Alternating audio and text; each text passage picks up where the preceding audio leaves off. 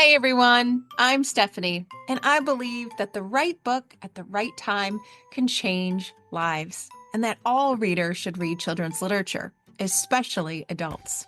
So that's what we do here on the KidLit Love podcast. We celebrate all things children's literature: picture books, early readers, middle grade, and young adult novels for readers of all ages. In each episode, we'll talk with children's literature authors and discuss their books, their hopes, their dreams for readers, their writing process, and much, much more. Whether you're an adult reading to their inner child or connecting the young readers in your life with fantastic books, you've come to the right place.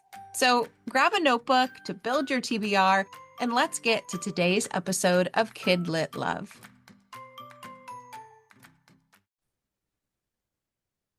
Hey everyone, welcome back to another episode of the KidLit Love podcast. I'm Stephanie Affinito, your KidLit loving host, inviting you back to another bookish conversation with a children's literature author. Today I'm talking with Simon Stephenson. Simon is here to talk about his first book for young readers, The Snowman Code. In this cozy winter story, a 600-year-old snowman and a 10-and-a-half-year-old girl strike up an unlikely friendship as they try to bring an end to the longest winter ever. Listeners, this book had my heart at the very first page, and it did not let go. I can't wait to talk to him about all the beauty and love on the page, including Blessing, Albert, the triplets, and so much more. So let's get right to the episode. Welcome to KidLit Love. I'm so glad you're here today. Thank you for having me. I'm excited to be with you. This is great. Yeah.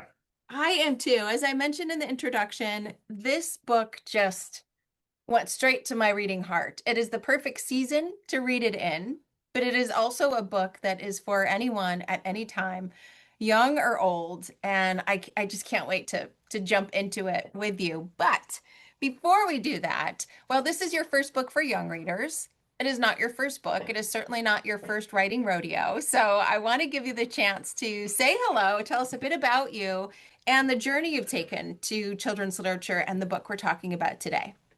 Great. Thank you. Well, I actually, by training, I'm a physician. That's the job I'm supposed to be doing. Mhm. Um, I always loved writing along the way, and I have kind of jumped around a lot. I've basically written one of every genre so far. So my first book was a memoir.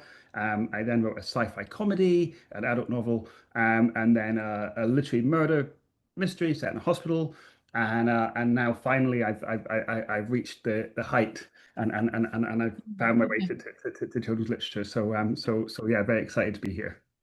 I love that. The height. That's right. When you write for kids, like I feel like it is such an honor to just be in the book space, to be able to put books into kids' hands. But to be the one writing them has got to feel really, really good.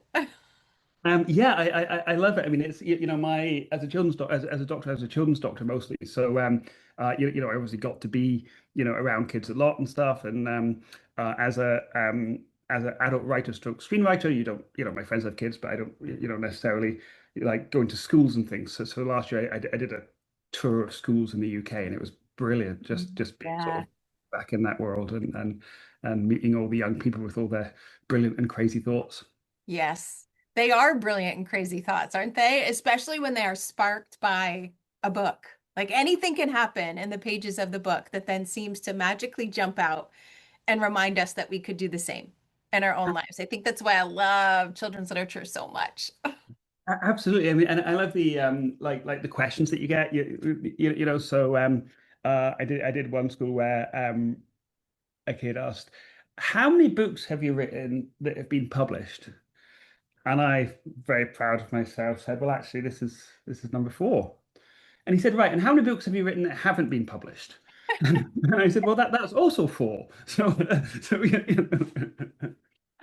Yeah, the thing about kids is that there aren't any filters in those questions and answers as well. They keep it real. Well, The Snowman Code as your first book for young readers is just beautiful. Like I've been trying to think of what the best adjectives might be to describe the book, and things like heartwarming and beautiful. And I think my favorite, which I feel like should be the biggest compliment to you, is that this book is huggable.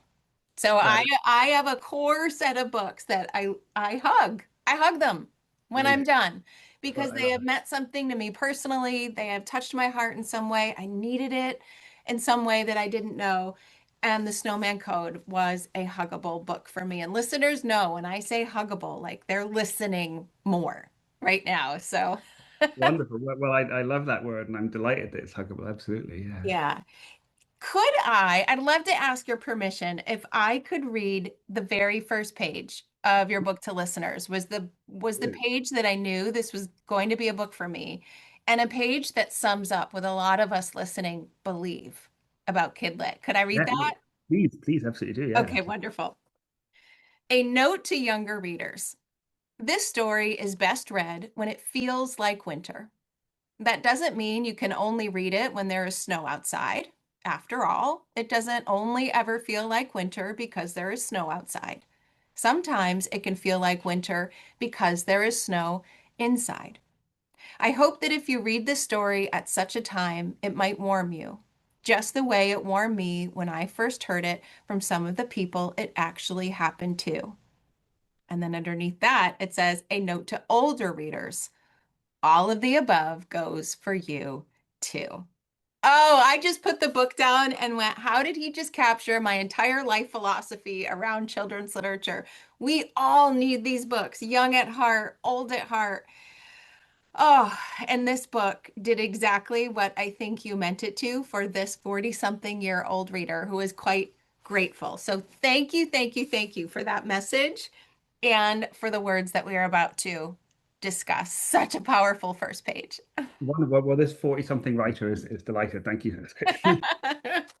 So, the Snowman Code. I would love for you to tell us a bit about the book for listeners that don't know it yet. And of course, the inspiration behind it. I really want to know too. Yeah, well, so the Snowman Code is the story of Blessing, who is 10 and a half, and Albert Framlington, who is a 600 something winter old snowman. And Blessing is in a tight spot in life for a couple of reasons. She's stopped going to school and her mum's not well. And she meets this snowman in her local park who reveals to her that all snowmen are alive. And together they have a sort of series of adventures. They find themselves in when we meet them, it's the longest winter there's ever been. It's May and it's still winter in London, and no one quite knows why it's still winter. And so partly what they ultimately have to do is fix this endless winter. So obviously it has some fantastical elements, but hopefully at its heart it's a real kind of character-led story about the friendship that develops between these two.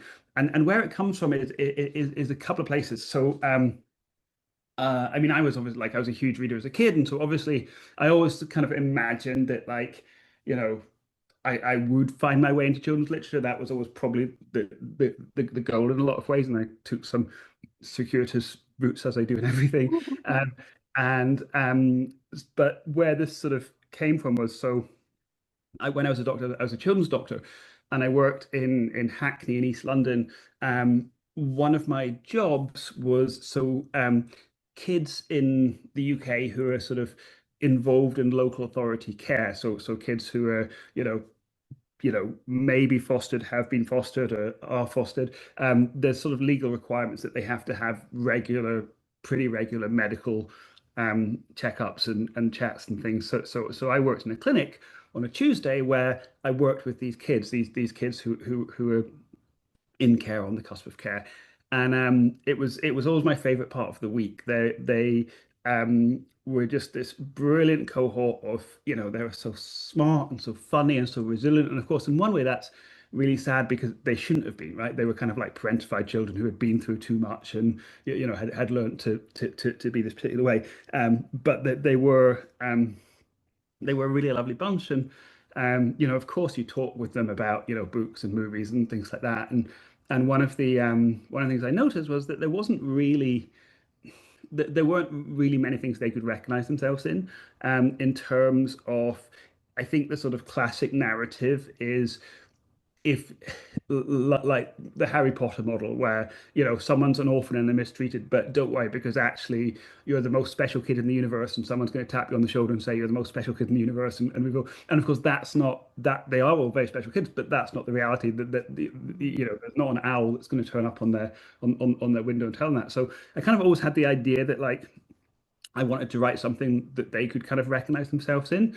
Um, my life took some different turns, and I ended up working out here in Los Angeles as a screenwriter. And I worked on a couple of movies that were quite popular. So I worked on Paddington 2, which people like, and also Oh, I uh, love it. I did not know that. The Paddingtons are my favorite.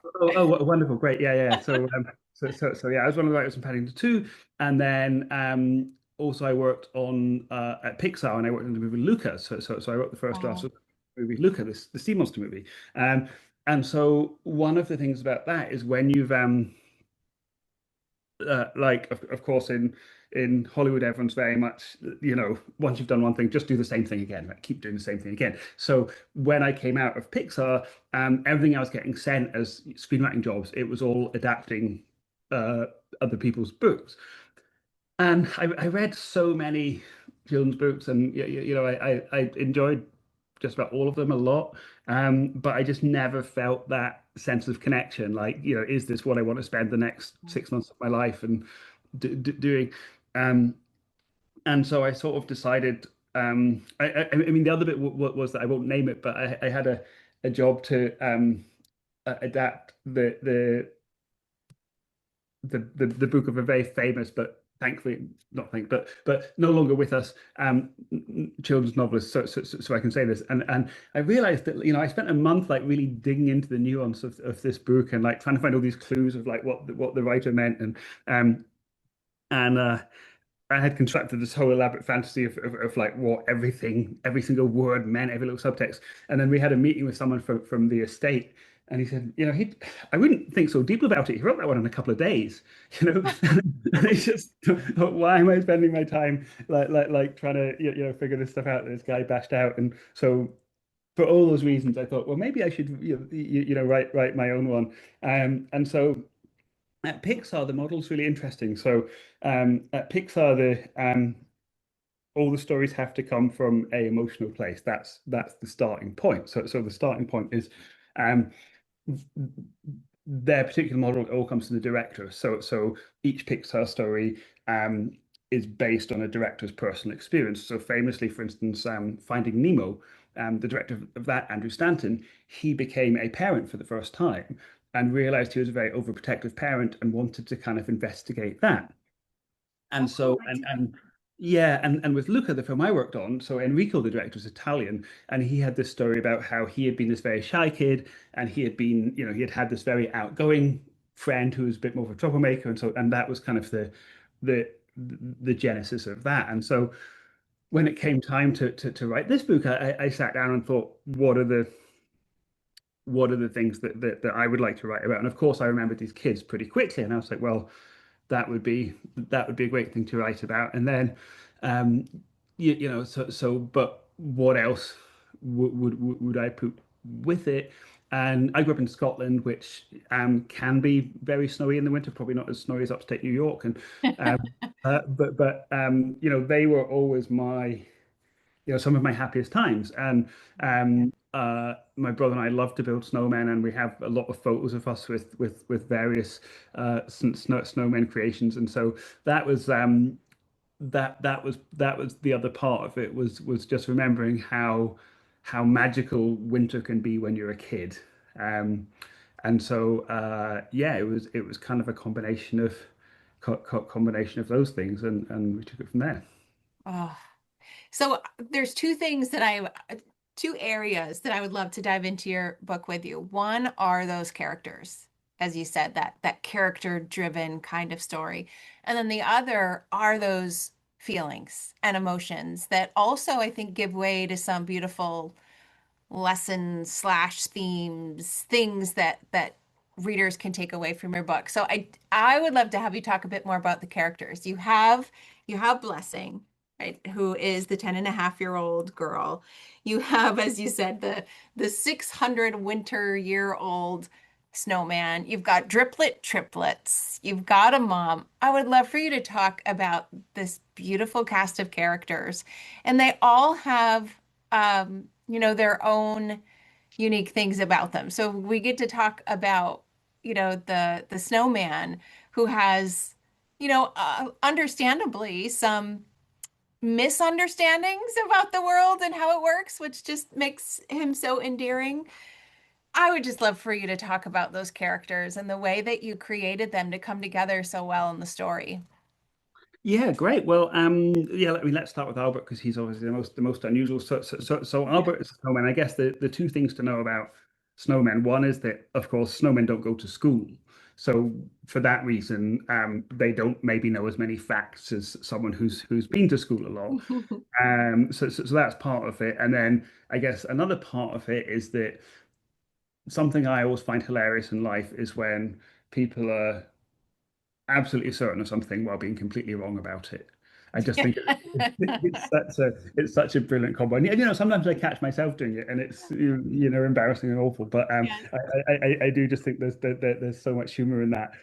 So that's kind of Albert is he's I mean he's mostly half right, right? He's wrong, but he's often half right about a lot of things. But he's incredibly confident that he's always right. And a snowman, the silliest thing in the world to a snowman is to be born in summer. So the way a snowman tells you that you've got that wrong, or you're not very smart. He says, "Were you born in summer?"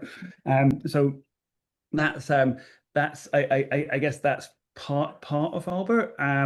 And then the other thing is that he's quite old because so how the world works is I didn't want to, one of the sort of hurdles when I first started thinking about writing about snowmen was, well, yeah, they melt at the end, and then Yeah. we've seen that a lot, and so I had this thought that, luckily the way our world works is there's always snow somewhere. And so the basic idea is that, snowmen are sort of, it's not reincarnation because they're the same person, the same snowman. But what happens is when a snowman melts in London, say, there's a kid right then building a new snowman in Kathmandu, and the snowman just goes and embodies that. So they travel all around the world, and they measure their lives in winters, and we say there's about 4 or 5 snowmen winters to a human year. Um, so Love it. so the sort of the thing about Albert being quite old is that he does have this slightly sort of like slightly old-fashioned sort of formality and politeness to him, which I think I take pretty directly from my grandparents. So my grandparents were that sort of golden generation, born in the early 1920s, Mhm. lived through the Second World War, and just had that sort of that very kind, very polite, like very mildly formal Yeah. kind of thing to them. And so Albert's like that. He's quite proper and he speaks quite properly and quite old-fashionedly. And then, of course, that means that also even his name. His name is Albert Framlington, which, Albert isn't really, I mean, it's come back a little bit, but historically, um, the Alberts in Britain were all born in like the late 1800s because Queen Victoria's husband was Albert. So there was a whole generation of Alberts that are no longer with us. So he has a sort of old-fashioned name, and then Mhm. again that sort of like the pettiness that he has. So there's another snowman, Jeremiah, who lives in the same part. Again, Jeremiah also sort of old-fashioned name, and Jeremiah has a pipe. And Mhm. Albert's very jealous of this of this pipe, and so yeah, I think those sort of like those humanizing things that we can all relate to, that we are jealous, and we are petty, and we are wrong when we think we're right. I think Yeah. those are all fun things. um and then Blessing in a lot of ways is kind of the opposite of Albert, that she's in the, she's very competent, she's very smart. If she goes to school, she'll be top of school, even though she's not going right at this very minute. And even the way that Blessing isn't going to school anymore. So she's written her teacher a note explaining that, and she's good at her mum's handwriting, so she can do this. But she's written her teacher a note explaining that they're moving to Australia to open a kangaroo sanctuary, and they'll never be heard from again. So she's kind of has their sort of smart and the planning. Um, and it's just Blessing and her mum.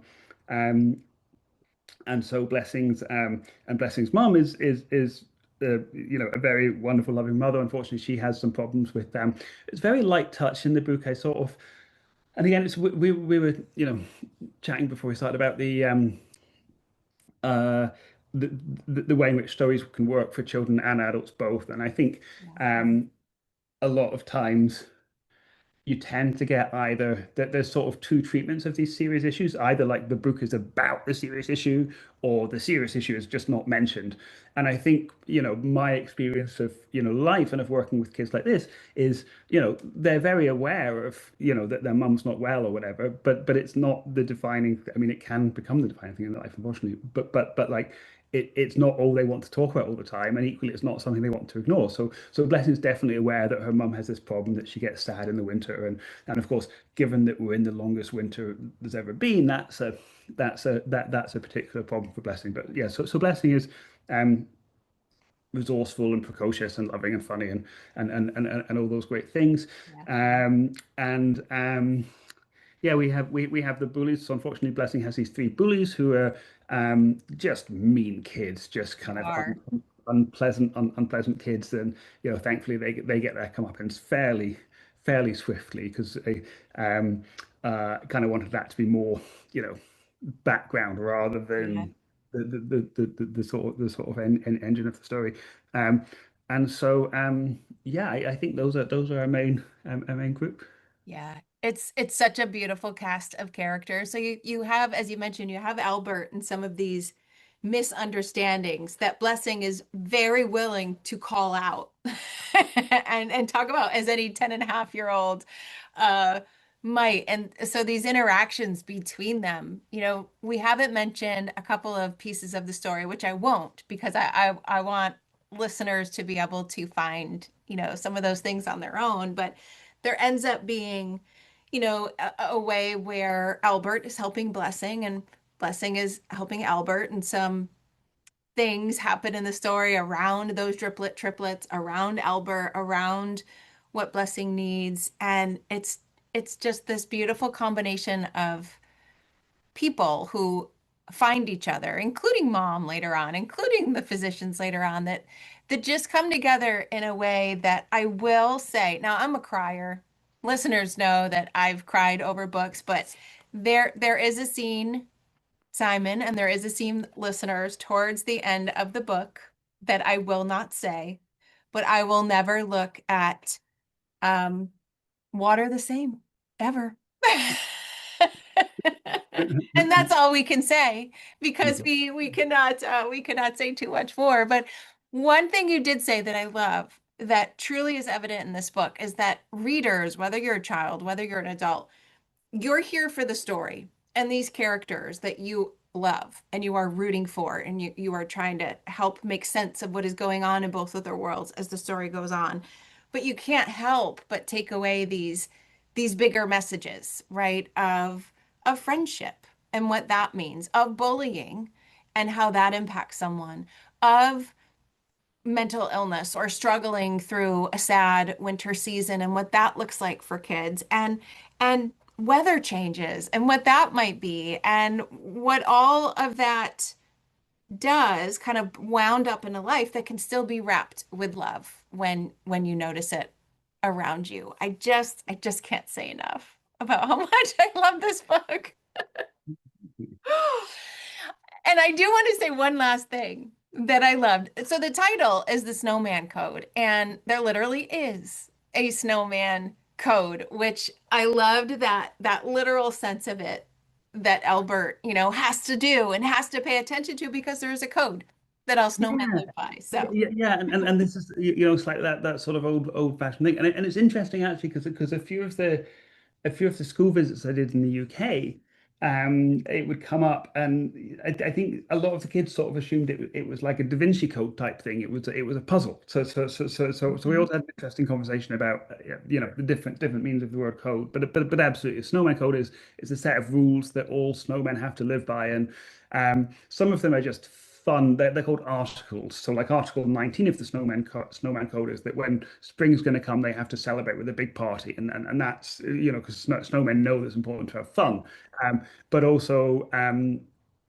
say after what one of the rules is that a snowman if anyone, not just a child, but if anyone asks a snowman their name 5 times, the snowman has to come alive and answer them. And my thing with the kids was they would say, well, that isn't true. And I said, well, how have you ever tried it? How do you know? And of course, none of them have ever tried it.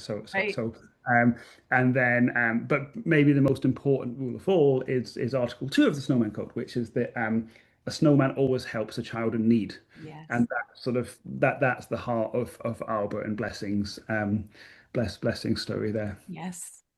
So when you think of your book going out into the world, but in the US especially now and getting it into kids' hands, what is your hope for the book or for the readers who get the chance to read it? Yeah, I mean, I think first and foremost, I just would like people to be entertained, right? I think we sometimes lose sight a little bit of that with messages and all of that, and I think that for me is always rule one is like, was it enjoyable? Like, Mhm. my mum was the head teacher from elementary school, and like that was the kids all did great and sort of educational achievement, but her big thing was she wanted it to be fun. She wanted them to have Yeah. great memories of going to elementary school, and so I think that's the most important thing. Like, is it fun and enjoyable? And then beyond that, anything that you can sneak in is brilliant. So if Yeah. yeah, if it helps people to think about feelings and explore feelings, great. If it makes people laugh, even better. If it helps kids who may be in a situation like Blessing with a difficult home life, wonderful. So I think there's levels, but like it's certainly the experience from from the movies from Paddington and Pixar. That's definitely the number one mission is make them enjoy it. Right, Yeah. that's the key in those movies. And so yeah, hopefully they enjoy it. Mission accomplished. I know it's going to be mission accomplished for sure. It was the most enjoyable, I don't know, hour, whatever it was that I read from start to finish. Now, I would also love to ask before we go, what other things are you working on that we might be able to hear from you, whether they're in the children's literature world or your other writing and screenwriting worlds? Sure. Yeah. Well, so I'm desperate to get back to the children's world because it's definitely been. I can quite genuinely say it's been the most wonderful creative experience of my life. Like, Yeah. every part of it, from, the process of working with the editor and the illustrator and stuff to, meeting readers and um other people. But yeah, I've had to unfortunately go back to my day job a little bit. Currently, my novel before my book before the Stomach Code was an adult novel called Sometimes People Die, and I worked before I did pediatrics. Actually, I worked in adult medicine in London, and I worked in kind of like a an underfunded hospital. So it's a sort of murder mystery set in an underfunded hospital. And right now, my job is I'm doing a TV pilot of that. So it's quite different from although it's actually still kind of geographically the same part of London, but it's very different from here.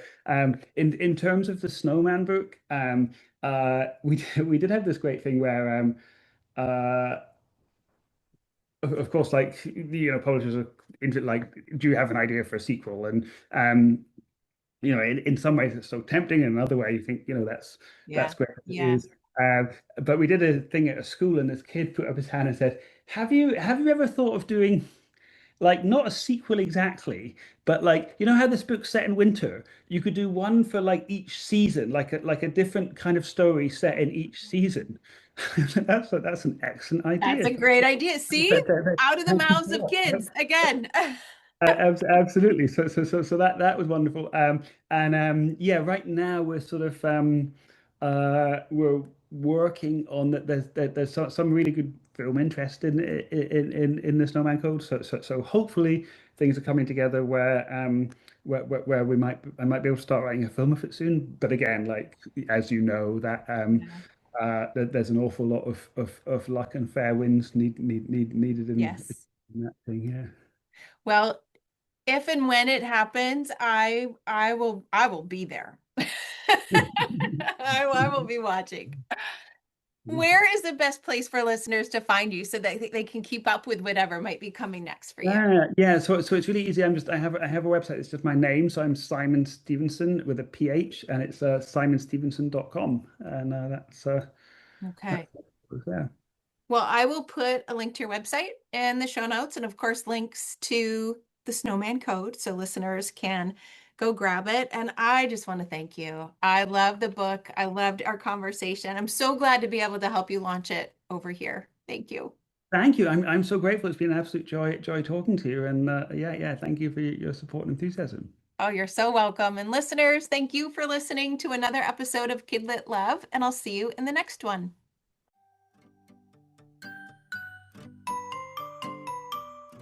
Thanks for listening to today's episode of the KidLit Love podcast. You'll find links to all of the books, resources, and ideas mentioned in the show notes and at alitlife.com. You'll also find KidLit Love on Substack. That's where you'll find posts for each episode, monthly KidLit roundups, and an invitation to join my summer book club and go deeper into the world of children's literature. And if you loved this podcast and want more, you might like to listen to my other podcast called Get Literate. It's a podcast that explores all things books and reading, notebooks and writing to build a life you love. One more thing. If you loved what you listened to today, please take a moment to rate and review the podcast, or take a screenshot of the episode and text it to a friend. This helps the podcast grow and builds our bookish community of Kid Lit Love. Thanks for listening.